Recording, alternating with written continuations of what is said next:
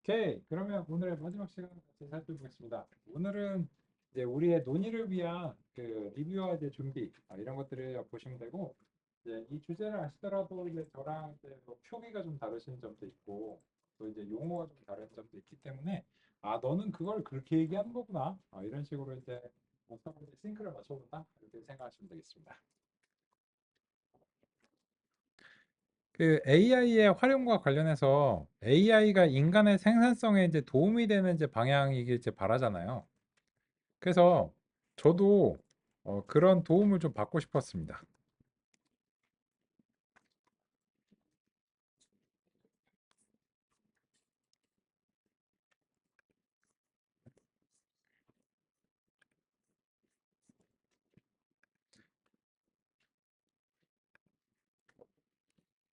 안녕하십니까? 여기는 서울검찰청 이성주 검사입니다. 선생님의 계좌가 불법 활동에 연루된 정황이 있어 연락드렸습니다. 이거 이제 뭐 한 거냐 하면은 AI로 제 보이스 그 목소리를 복제합니다. 그래갖고 제가 이제 그한 20분 정도 되는 분량의 제 녹음된 목소리를 얘한테 이제 업로드를 이제 하면은 제 목소리를 이제 복제를 해줍니다. 이걸 이제 저는 이제 왜 하냐면 그, 저 슬라이드에 삽입된 그런 해설들 있잖아요. 그게 이제 녹음하면은 녹음 2분짜리 하는데 저 한 30분 걸리거든요. 이게 뭐 하고 막 답을 고 막 이렇게 하고 막 물론 숙련도가 좀 떨어져서 그렇겠죠. 근데 이제 그 음향 엔지니어가 아니고 전문 성우가 아니다 보니까 이게 발음도 틀리고 뭐 이러니까 씨, 뭐 이라고 하니까 생산성이 좀 낮잖아요. 그래서 이제 이 AI가 제 목소리를 복제하면 저는 대본만 쓰고 저는 읽지 않고 또 녹음도 안 하고 그러면 이제 제 생산성이 많이 향상될 가능성이 있잖아요. 그래서 이제 혹시 그게 가능해서 이제 이런 서비스들을 한번 이제 시험을 해보고 시험을 해봤고 이것도 이제 유료 서비스예요. 유료 서비스고 했는데 지금은 그 더 이상 갱신을 안 하고 있어요.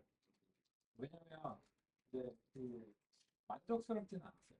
그러니까 어느 정도는 됐는데 만족스럽지는 않더라고요. 그래서 이제 보신 것처럼 이거를 이제 제가 하니까 안녕하세요. 이성주입니다. 딥러닝 강의에 참여하신 여러분 환영합니다.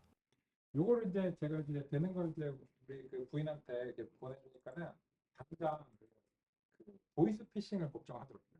그래서 누가 이제 목소리를 복제를 해가지고 요거 나한테 우리 애기 좀 픽업 좀 해줘 뭐 이런 식으로 말하면 어떡하냐고 걱정할 만하죠. 근데 이제 이게 좀 어색합니다. 어색하고 제가 이제 여러 가지 이제 것들 이제 해봤는데 엔비디아의 주가는 몇 년 전 테슬라와 비슷하게 폭발적으로 급등했었는데 많은 투자자들이 이러한 성장세에 올라타고자 합니다. 하지만 이러한 급성장이 언제까지 지속될 수 있을지, 그리고 어떤 요소들이 이러한 성장을 가능하게 했는지에 대해 깊이 있게 분석해 볼 필요가 있습니다. 특히 딥러닝 전문가로서 엔비디아의 이러한 폭발적인 성장이 납득이 가면서도 한편으로는 이러한 성장이 테슬라가 최근 보이고 있는 것처럼 어느 시점에서는 지속되기 어려운 상황에 직면할 수도 있다는 생각이 듭니다. 왜 그런지에 대한 제 생각과 견해를 이 영상에서 자세히 다루어 보겠습니다. 뭐 이거는 되게 잘 된 사례예요.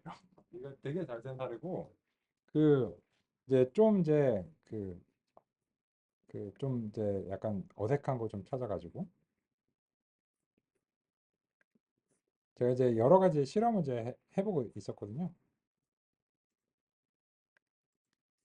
로지스틱 회기는 1958년에 데이비드 콕스에 의해 소개되었으며 이는 통계학의 전통적인 문맥에서 발전했습니다. 로지스틱 회기는 이전부터 존재하던 선형 회기 모델을 분류 문제에 적용 가능하도록 확장한 것입니다. 그러면 이제 요거에 대해서는 사람의 생산성을 향상시킬 수 있는 가능성이 좀 있죠.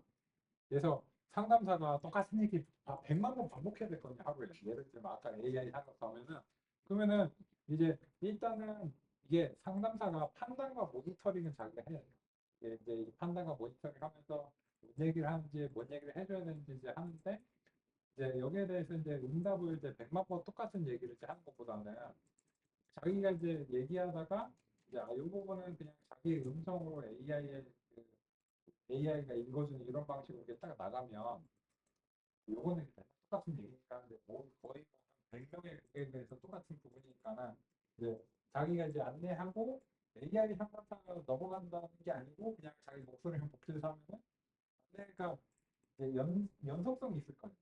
그래서 이제 말하는 부분 상당히 많고 일반적인 안내는 이제 그 상담사가 얘기하고 이러잖아요.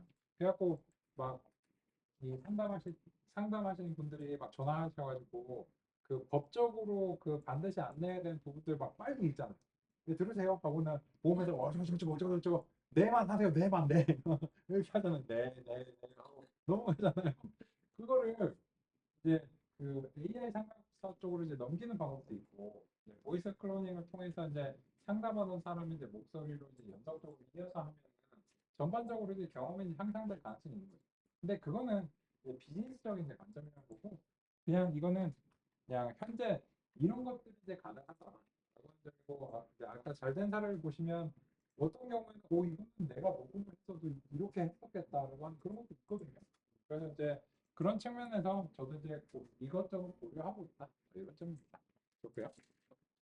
또 이제 보시면 그 유튜브에 많이 나오는 예시 하나 이제 살펴보겠습니다. 오늘 이제 첫날이니까는 뭐 이렇게 뭐 이런저런 가볍게 이제 또 보는 것도 있어야 될 것 같습니다.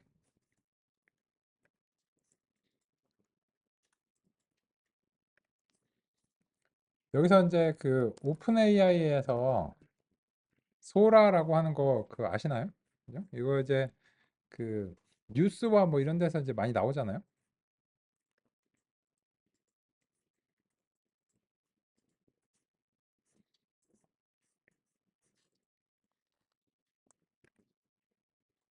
그래서 이제 그 요런 이제 사례들이잖아요. 그 이제 텍스트로 도쿄의 매운탕이 가득한 밤거리에서 검은 자켓을 입은 선글라스를 낀 여자가 빨간 옷을 입고 이제 도로를 활보하고 있다. 라고 하는 이제 텍스트를 주면 이 영상이 생성이 돼요. 그래갖고 이제 이것 때문에 또 할리우드가 막 발칵 뒤집혔잖아요. 그래서 우리 뭐 이제 이 영상을 만드는데 비용을 엄청나게 이제 줄일 수 있는 것이냐. 결론적으로 안 됩니다. 근데 이게 1분짜리거든요. 근데 이제 문제가 뭐냐면 1분 이상 생각. 두 번째로는 이 여자의 정확한 얼굴이 다음 장면에서 보장이 안 돼. 그러니까는 이게 이 영상은 자꾸 생성은 되는데 주인공 얼굴이 계속 바뀌는 거야. 그러면은 이게 연속적으로 영화를 만들 수 없잖아. 그래서 이제 안 됩니다. 그래서 이제 이런 이제 데모가 지금 유튜브에 막 돌면서 뭐 영상 편집자들이 뭐 직업을 잃는다, 뭐 할리우드에서 뭐 이거 할 필요가 없다 이런 얘기 하는데 아닙니다. 아니고요. 여전히 정교한 영상 열심히 만들어야 돼요. 그러면 이제 이런 게 뭐에 도움이 주냐면 이런 거예요. 영화를 만들기 전에 투자자를 찾아가서 영화가 이렇게 잘 만들면 이런 느낌일 겁니다. 이렇게 프레젠테이션 하고 싶어요. 근데 아직 안 만들었으니까 못 보여주잖아요. 근데 이걸 통해서 대강 이런 느낌, 뭐 사이버 펑크적인 이런 느낌 뭐 이렇게 해가지고 그 중에서 이제 이런 뉘앙스로 제가 생각하는 겁니다. 이렇게 얘기하면 투자가 잘 될 가능성이 높잖아요. 그런 초안적인 느낌에서 이런 것들이 있구나. 그래서 이제 이 AI의 도구를 잘 사용하는 사람은 자기를 대체하는 게 아니고 자기가 하고자 하는 일을 더 빨리 더 많이 하는 게 이제 목표다. 이런 점을 이제 여러 번째 강조해서 말씀드리고 싶고 저도 이제 이 분야에 있는 사람들은 이제 이거를 최대한 활용하고 싶고 또 이제 이거 한계점도 이제 명확하게 좀 이제 얘기하는 편이니까 그래서 되는 부분은 적극적으로 활용하고 안 되는 부분은 그냥 기다려야지. 시간이 해결해 줘. 왜냐면 내가 아인슈타인이 아니니까. 이게 뭐 안 되는 건 그냥 안 되는 게 이미 이제 정해져 있는 거니까요. 그래서 나르는 자동차 지금 안 되잖아요. 자율주행도 안 돼요. 그래서 그거는 그냥 미래가 필요한 겁니다. 그래서 이 유튜브에서 돌아다니는 이런 영상들이 그 유튜버들도 자극적이잖아요. 그래서 요새 또 제가 되게 많이 보이는 영상이 뭐냐면 그 인공지능으로 음악을 만들어서 우문차를 이제 쇼츠를 많이 만들어서 월 1,000만 원 수익 내기 그런 것들 많이 돌아다닙니다. 저만 그런 거 많이 보이는지 모르겠어요. 제가 인공지능 동영상 많이 봐서 그런 추천이 뜨는 건지 모르겠는데 거기에 대해서는 이렇게 말씀드리고 싶어요. 그렇게 돈이 잘 벌면 왜 남을 그 맛있는 거 왜 남을 안 해줄까요?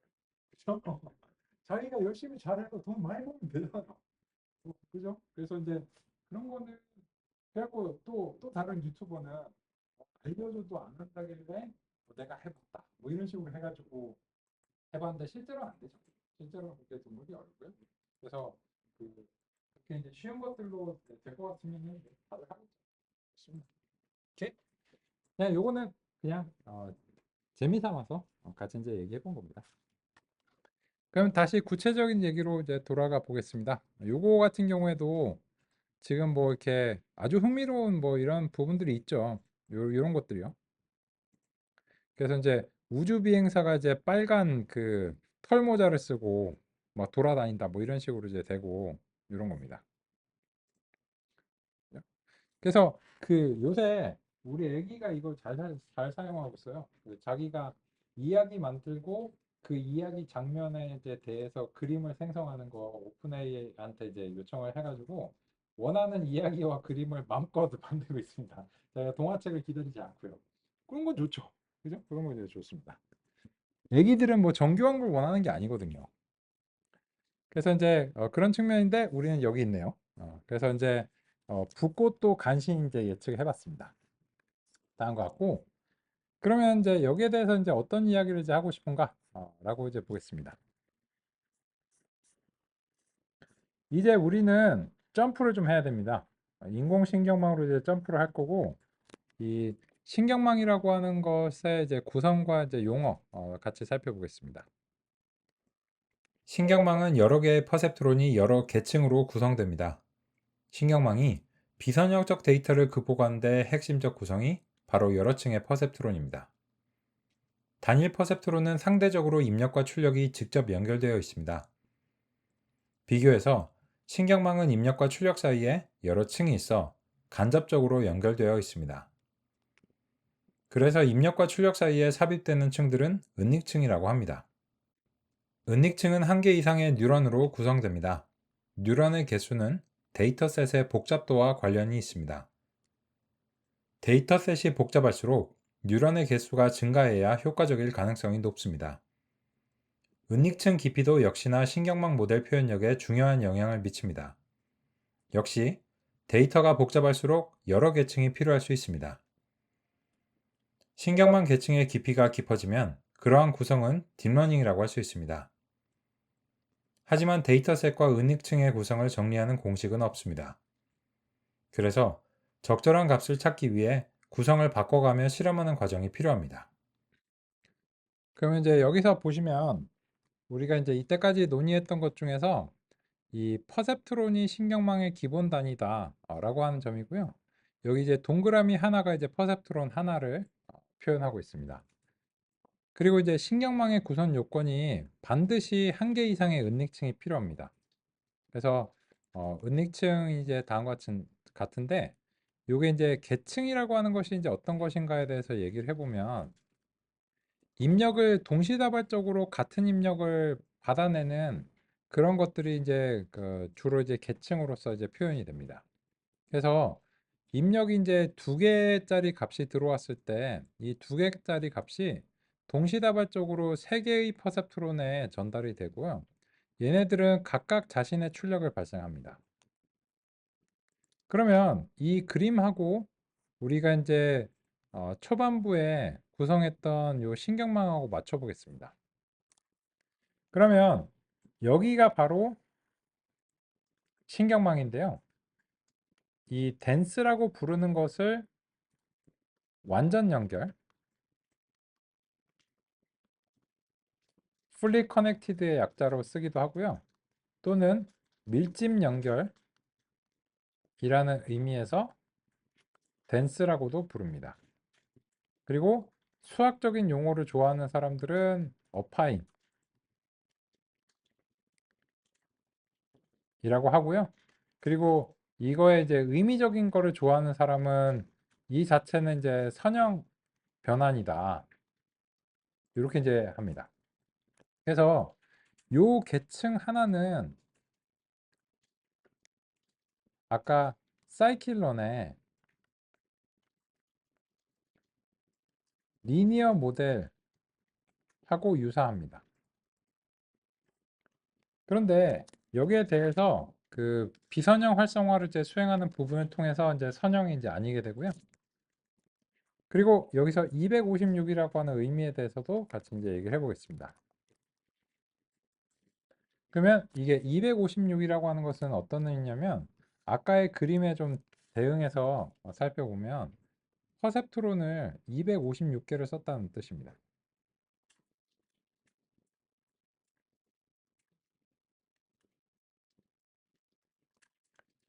그러면 이제 왜 그랬을까요? 그 점에 대해서 이제 같이 살펴보면 요 입력이 이제 28 by 28인데 플래튼을 거치면 784가 됩니다. 그 말은 무슨 말이냐면 이제 이게 784가 이제 이런 느낌이죠. 그래서 이제 x1부터 xn까지가 이제 784고 그런 것들 각각이 퍼셉트론한테 이렇게 전달이 되는 겁니다. 그리고 나서 이 퍼셉트론을 거쳐서는 결론적으로는 퍼셉트론이 하나의 단일한 스칼라 값을 발생합니다. 그렇다면 결과적으로는 이 784가 256짜리로 압축이 된다라고 할 수 있습니다. 물론 효과적인 압축이 되기를 이제 기대해야 되겠죠. 그게 이제 첫 번째 은닉층이고요. 마지막 요 출력층의 경우에는 10개짜리로 이제 끝나게 됩니다. 역시나 여기서도 퍼셉트론의 개수가 지정이 이제 되어야 하고요.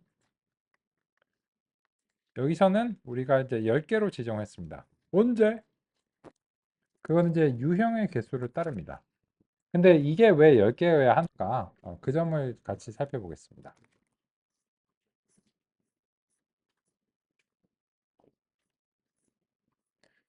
먼저 이제 그 신경망의 연결이 이제 완전 연결 또는 이제 밀집 연결이다라고 이제 부르는 점을 같이 이제 살펴보고 싶고요. 그리고 이제 출력의 개수가 이제 몇 개로 설정이 되어야 되는가도 같이 알아보겠습니다. 신경망은 분류와 회귀 모두에 사용할 수 있습니다. 회귀의 경우 마지막 출력층의 뉴런을 한 개로 설정합니다. 분류의 경우 출력층의 뉴런을 분류 유형의 개수만큼 설정합니다. 예를 들어 이진 분류의 경우에는 2개로 하고 0부터 9까지 10개의 숫자 중 하나를 예측하는 경우에는 출력층의 뉴런을 10개로 설정합니다. 회귀 출력은 활성화 함수를 항등 함수로 합니다. 항등 함수는 입력값이 그대로 출력이 되기 때문에 별도의 과정을 거치지 않고 출력값을 그대로 사용합니다. 분류 출력은 각각의 출력이 확률적 자신감으로 표현되어야 합니다.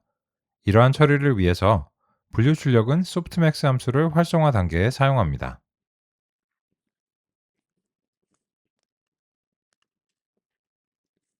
지금 이 경우를 이제 보시면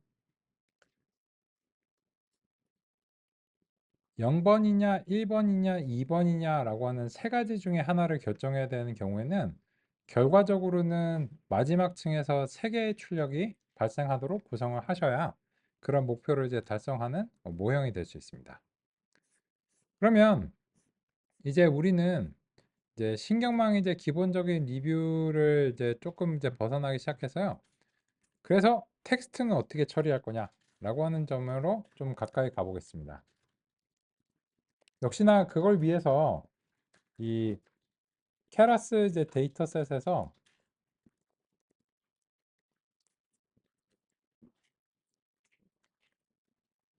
IMDb라고 하는 데이터셋을 다음과 같이 이제 적재를 해보겠습니다. 그리고 train text, train labels,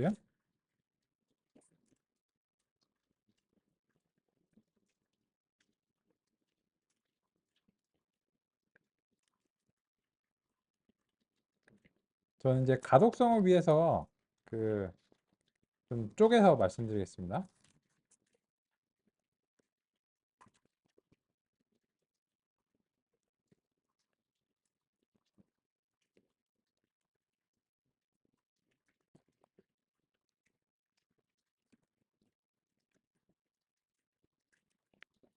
이거는 이제 원래 한 줄로 하셔도 되는데 다음과 같이 이제 그 가독성을 위해서 좀 쪼개서 살펴보겠습니다.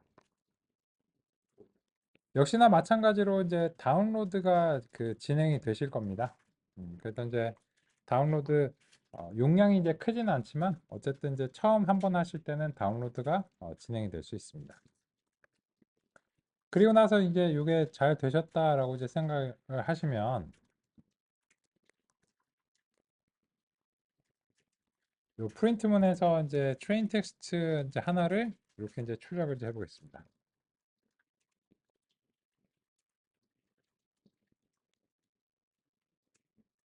잠시 확인하겠습니다.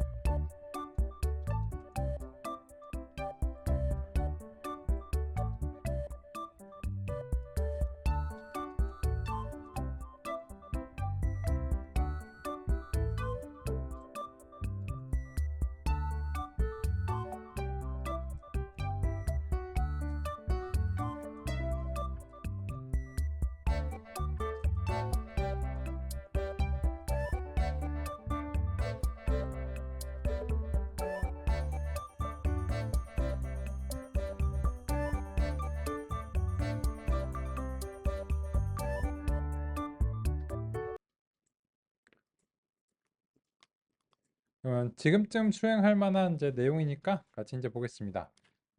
여기서 이제 보시면 아까 이제 패션 앱리스트랑 비슷하죠.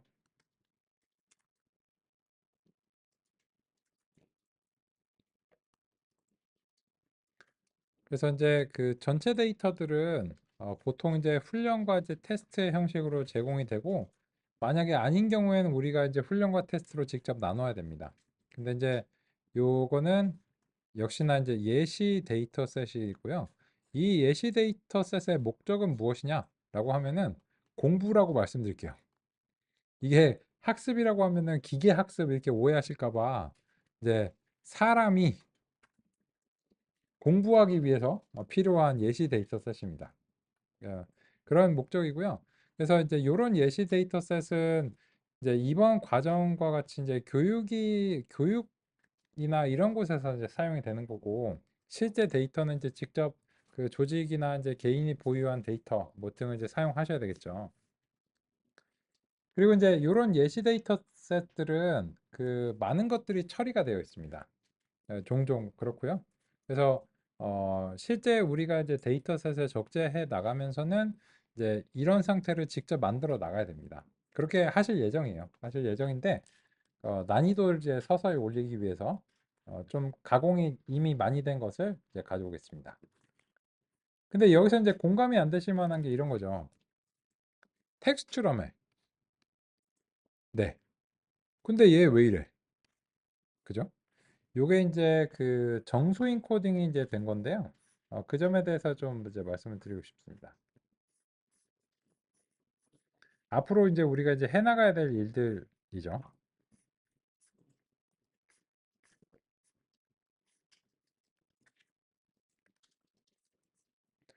이제 앞으로 실제 이제 데이터에서 이제 하셔야 될 일이 이제 무엇이냐면 이런 어떤 과정을 통해서 텍스트를 이제 처리를 해내셔야 됩니다. 예를 들어서 이제 엄마와 아빠는 아기를 사랑해요. 웃음 하트 이렇게 이제 있어요. 근데 이거를 이제 챗GPT가 이모티콘 같은 거 만들 수 있습니다. 만들 수 있는데 종종 이런 것들을 이제 지원하는 이제 과정을 이제 정규화라고 해요. 근데 지워야 될 때도 있고 아닐 때도 있는데 그래서 이제 정규화의 예시로는 이런 것들은 그냥 지운다라고 이제 가정하고요. 그리고 두 번째로는 이제 아까 이제 논의드렸던 형태소 분리 부분이 있습니다. 엄마와 아빠는 아기를 사랑하요인데 여기서는 이제 왜 하냐면 이제 원형을 이제 추출한 겁니다. 예를 들자면 이렇게 돼야 되는 건데 이건 너무 걱정 안 하셔도 될 게 이거는 소프트웨어를 통해서 달성하실 예정이에요. 그래서 이제 직접 하시는 건 아닙니다. 직접 하시는 건 아닌데 근데 지금은 여기까지 이미 되어 있는 상태고 그 다음까지 되어 있는 상태입니다. 그래서 요 각각은 기계학습에는 그 문자는 못 들어갑니다. 이 알고리즘은 X랑 W가 막 곱해지고 이래야 되잖아요. 근데 이런 게 엄마랑 W가 곱해질 수는 없습니다. 그런 이유로 인해서 이게 수치형으로 이제 바뀌어야 되는데 가장 자명한 것은 임의의 그 값을 할당하는 겁니다. 엄마는 100번, 와는 30번, 아빠는 21번 이런 식입니다.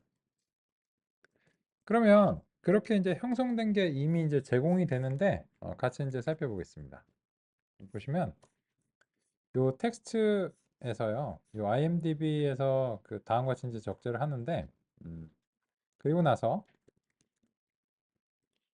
셀을 이제 하나 더 추가를 하고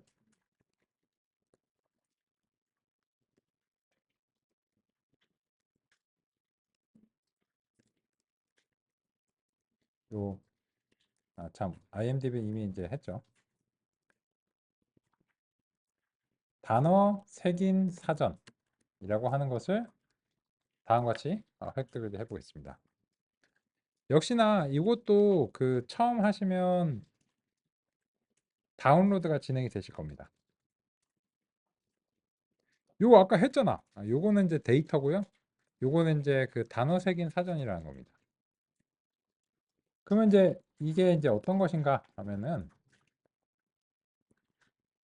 단어 색인 사전은 그야말로 러브라고 하는 단어를 이렇게 이제 고르시면 모종의 이유로 인해서 러브는 116번이라고 하는 정수값으로 이제 되어 있는 겁니다. 그냥 이런 거예요. 그래서 이제 여기에 대해서는 다음과 같이 이제 표현해 보죠. love라는 거 하는 이제 단어가 있으면 그 단어가 단어 색인 사전에서는 116번으로 이렇게 바뀌었다. 이런 식으로 이제 표현해 보겠습니다. 그리고 이제 펜다스의 시리즈로 좀 만들어서요. 이 단어 색인 사전을 이제 살펴보겠습니다.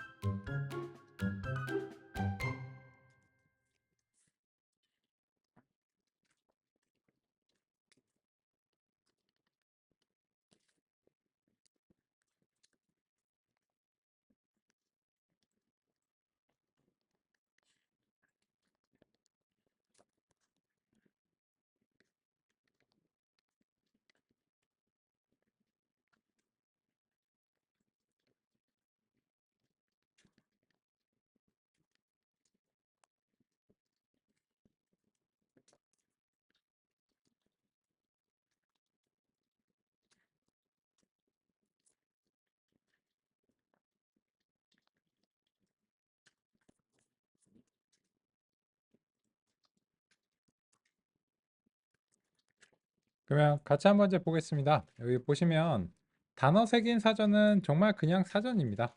파이썬의 이제 기본 자료 구조고요.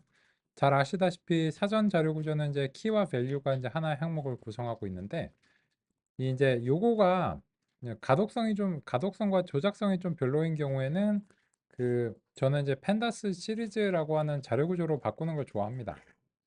그리고 이렇게 이제 바꾸시면 요쪽은 키, 요쪽은 이제 색인 이런 식으로 나오고 뭐 정렬을 한다든지 이런 점들을 이제 편리하게 수행할 수 있습니다.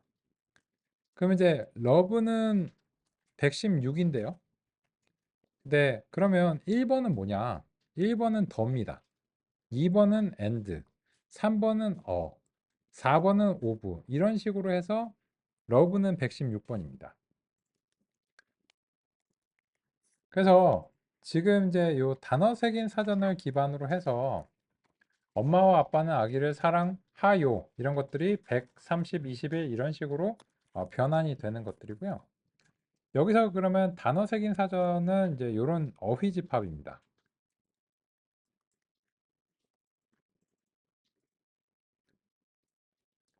어휘는 이제 영어 보캐블러리의 이제 번역에 이제 대응하죠. 그러면 이 어휘는 집합이죠. 이제 고유한 것들이고, 그래서 이제 어휘가 부익에 있다. 이렇게 이제 말씀드릴게요. 그러면 현재 이제 단어 세기는 이제 집합이니까 이거의 길이를 살펴보면 전체 이 어휘 집합이 얼마나 이제 큰가 살펴볼 수 있습니다. 같이 한번 볼까요? 그러면 이제 이 단어 색인 사전의 이제 길이를 같이 이제 출력해 보겠습니다. 이제 어휘수라고 이제 부를게요.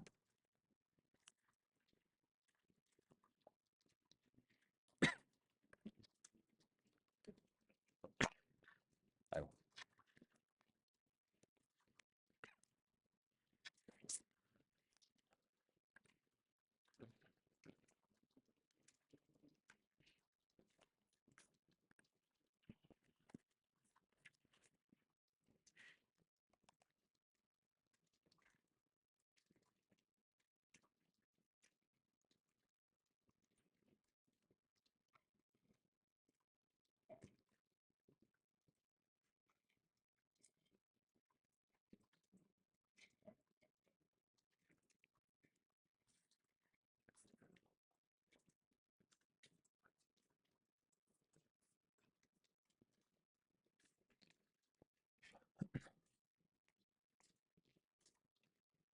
그러면 보시면 이 단어 색인 사전 자체 이제 길이를 이제 측정하게 되면 이게 이제 어휘수를 알 수 있습니다.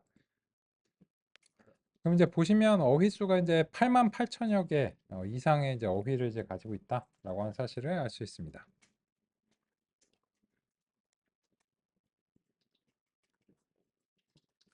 그러면 이 문장을 다시 원래대로 복원을 좀 해보겠습니다. 그래서 이거를 정수 시퀀스라고 이제 부르겠습니다.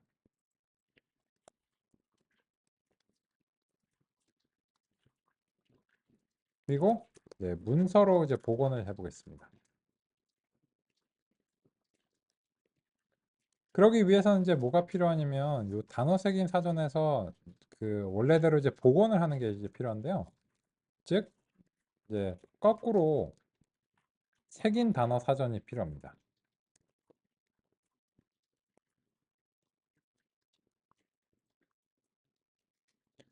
즉 색인 단어 사전은 이제 뭘 수행하는 거냐면 아까 이제 반대로 이제 수행하는 겁니다.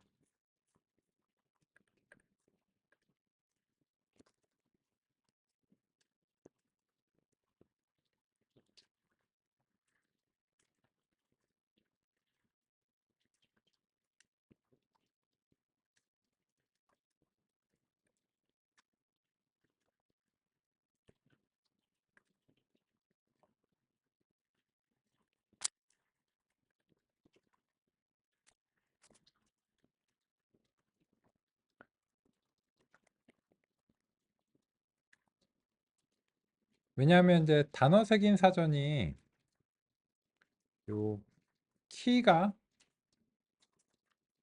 이제 밸류에서 단어 색이는 단어가 키가 되고 그 정수값이 이제 색인이 되는데요.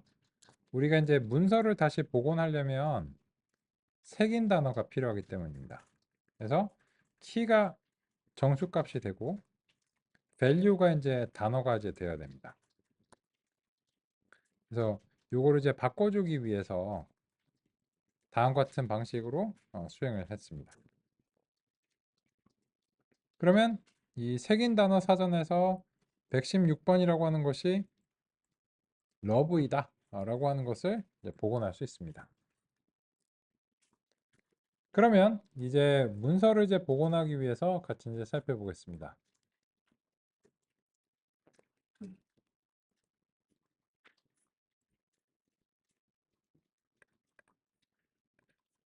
제시된 게 이제 맞는데 이제 순차적으로 이제 같이 이제 보겠습니다. 그러면 이 정수 시퀀스에서 이제 색인을 이제 각각 하나씩 이제 뽑아냅니다. 그리고 나서 방금 전에 색인 단어 사전에서 해당 색인을 다음과 같이 이제 할당을 하고요. 그거를 이제 그 띄어쓰기를 통해서 이제 하나의 문자로 합친 것을 이제 문서라고 하겠습니다.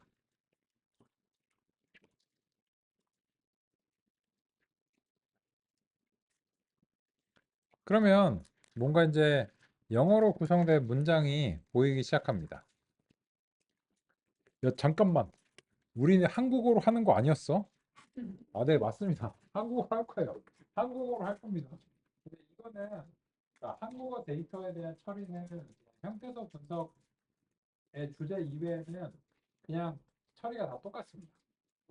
그렇기 때문에 이 신경망의 구조에 대해서 논의 드리는 동안은 굳이 한국어 데이터를 가정을 안 할게요. 그런데 이제 당연히 막판에는 한국어로 마지막 이틀은 한국어로 이제 할 겁니다. 할 건데 지금은 데이터를 가공하는 데 상당한 노력이 들기 때문에 일단은 그냥 준비된 걸로 그 신경망의 구조에 대해서 먼저 소개를 드리려고 합니다. 야, 근데 오케이, 알겠어. 알겠는데 내가 영어를 잘하는데 이거는 영어가 아니다. 아무 의미 없는 문장이에요. 실제 그렇습니다. 야, 그러면 이게 무슨 문서냐? 여기서 이제 한 가지 이제 기술적인 사항을 고려하셔야 됩니다. 무슨 말이냐면 이게 실제로 이제 인코딩이 될 때는 앞에 이제 컨트롤 문자들이 몇 개 있습니다. 그래서 요 0번은 이제 패딩으로 예약이 되어 있고요. 1번은 문장의 시작, 2번은 문장의 끝을 지정한 이제 컨트롤 문서들이 되어 있어서 실제로는 실제 첫 번째 단어는 이제 3번부터 시작이 됩니다. 근데 이제 저 그 색인 단어 사전은 이제 저런 컨트롤 문서 이제 문자들을 이제 포함하지 않아서 요 첫 번째 그 단어가 1번부터 이제 시작이 되고 있는데요. 그죠? 0번은 이제 없습니다. 그래서 이제 이거를 좀 당겨줘야 됩니다.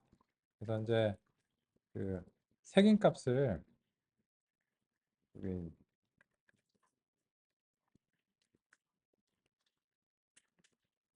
세 개를 이제 빼서 이제 당겨주고요. 그러면 이제 없어지는 이제 문자 이게 제대로 이제 처리가 안 되는 문자들인데 그냥 일단은 그냥 언노운으로 처리하겠습니다.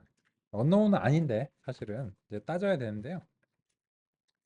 그래서 이제 이런 식으로 이제 해가지고 다시 이제 보겠습니다. 그럼 이제 여기가 원래는 이제 1번인데 요 1번은 문장의 이제 시작을 뜻합니다. 근데 뭐 0번, 1번, 2번을 이제 그 0번, 1번, 2번인 경우를 여기서 별도로 지정하는 게 좀 귀찮아서요.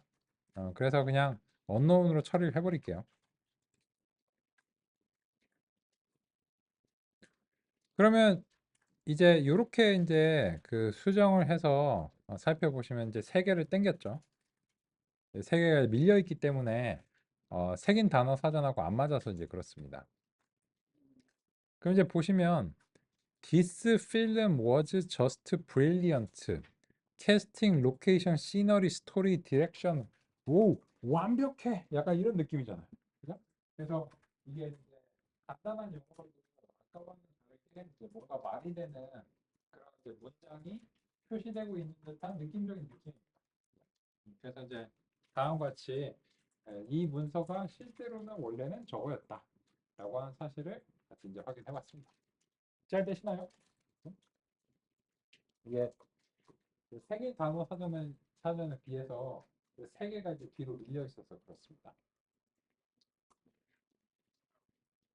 그럼 이제 요거 이제 됐고, 그래서 이제 요 이제 문서가 뭔지는 알았어요. 뭔지는 알았는데, 그래서 이제 여기서 이제 알고 싶은 거는 이런 겁니다.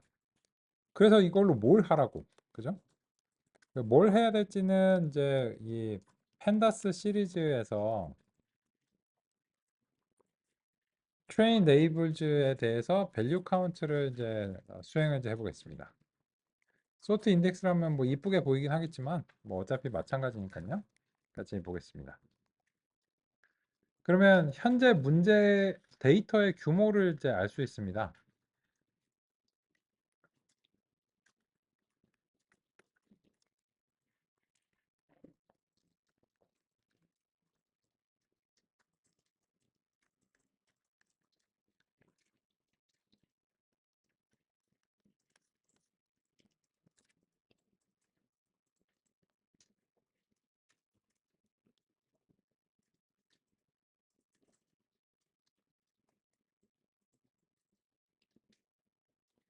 그러면 이제 보시면 이 요 트레인 레이블즈가 12,500건이 있고 트레인 레이블즈의 이제 1번하고 0번 이제 두 가지니까 요거는 이진 분류의 이제 문제입니다.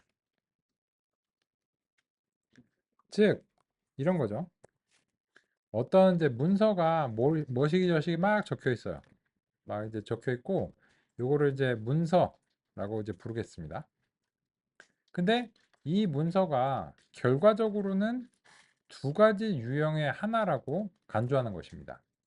즉, 이런 데이터의 구성은 문서 분류의 문제 사례를 이제 보여주고 있습니다. 이 사례는 우리가 이제 그 처음에 했던 영상이라든지 아니면 붓꽃을 이제 분류하는 것을 이제 대비할 수 있기 때문에 여기에 대해서 이제 먼저 이제 살펴보고 있습니다. 그죠? 다음 거 같고요. 그러면 이제 요 그 트레인 레이블즈에 대해서 우리가 살펴보면 이거는 이제 그 내일 시간상으로 이제 내일 관찰을 이제 해야 되겠지만 요거는 그 영화 리뷰의 이제 긍정과 부정을 뜻한다고 합니다. 그러면 이제 이게 어떤 게 이제 긍정이고 어떤 게 부정인가는 이제 사람이 이제 그 읽고 정해야 되겠죠. 정해야 되고 그 아까 이제 텍스트 아까 이제 이미지를 관찰하는 것과 비슷하지만 얘는 더 이상은 눈으로 볼 수는 없고 텍스트로 읽어내야 되겠죠. 그죠? 그래서 이제 그런 점들을 이제 살펴볼 예정입니다. 그리고 나서 우리가 여기에 대응하는 문서 분류 모형을 이제 만든다고 가정하겠습니다. 그럼 이제 아까는 저녁에서 이제 처리를 하셨는데 이번에는 이 문서 분류 모형 생성이라고 하는 이제 함수를 하고요. 여기서 이제 입력을 우리가 이제 전달한다고 가정하겠습니다. 그러면 이제 여기에 대해서 우리가 그 x에 대해서 댄스로 처리를 하고 싶다라고 가정하면 그 임의의 개수 뭐 500개 이런 식으로 이제 댄스를 이제 잡고 그리고 액티베이션을 다음과 같은 방식으로 수행한다라고 하면 그러면 이제 여기에 대해서 결과적으로 이제 출력은 하나로 이제 끝나야 되고 액티베이션은 시그모이드로 이제 끝나줘야 되고요. 그리고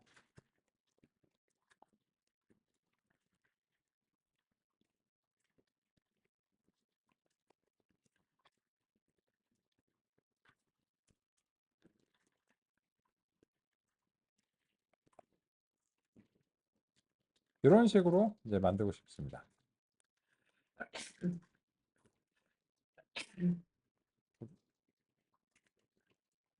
그러면 이제 우리가 요 이제 문서를 이제 집어넣으면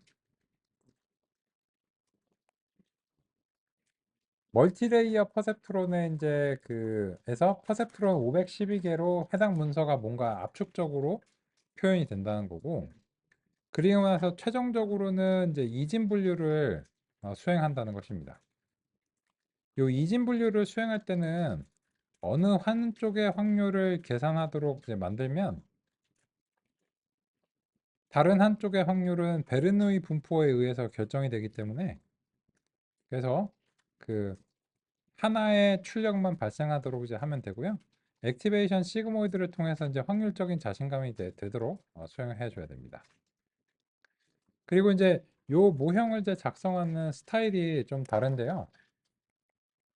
예전에는 이제 그 시퀀셜이라고 하는 이제 모형을 이제 그 틀을 통해서 이제 수행했는데, 그거는 이제 너무나 제한적인 부분이 있기 때문에 이제 앞으로는 다음과 같이 이제 그 테라스의 함수형 API 스타일을 이제 사용을 예정입니다. 근데 이 함수형 API의 사용은 이전 과정인 딥러닝 심화 과정에서 이제 자세히 이제 다루니까 여기에 대해서는 좀 리뷰가 필요하십니다. 이제 그런 점들은 이제 내일 오전에 같이 살펴보겠습니다. 그래서 이 모형을 이제 구성을 했는데 바로 우리 현재 인력이 들어가시고 여기에 대해서 이제 뭔가 처리가 필요한데 그 처리에 20세기와 21세기의 많은 논의가 필요합니다. 그 과정에서 인베딩도 들어가야 되고요. 원한 인코딩, 멀티한 인코딩, 뭐 이런 여러 가지 뭐 나노 혹시 언어 모델 분포 과정 이런 얘기들이 필요한 있습니다. 그래서 이제 여기서 이 입력이 어떻게 하면 적절한 형태가 될 것인가를 알아보는데 자연어 처리에 많은 비밀이 숨어 있다라고 할 수 있습니다. 모든 비밀은 아니고요. 많은 비밀이 숨어 있습니다. 그래서 아까 처음에 만드신 것과 사실상 거의 동일한 멀티레이어 퍼센트론인데 이거를 사용할 수 있습니다. 근데 텍스트를 어떻게 이 멀티레이어 퍼센트론이 소화할 수 있는 형태로 만들 것인가, 이런 점이 영상과는 달리 자명하지 않은 편이고요. 그래서 거기에 대해서는 논의와 노력이 필요합니다. 그러면 다음에 뭐 해야 될까요? 다음에 집에 가야겠죠. 당연한 얘기죠. 여기까지 살펴보겠습니다. 고생 많으셨습니다. 감사합니다. 예, 감사합니다. 안내 말씀드리면 교재는 두고 가셔도 됩니다. 네. 우리 이제 강의장은 우리만 쓰니까요. 네, 조심히 살펴가시기 바라겠습니다.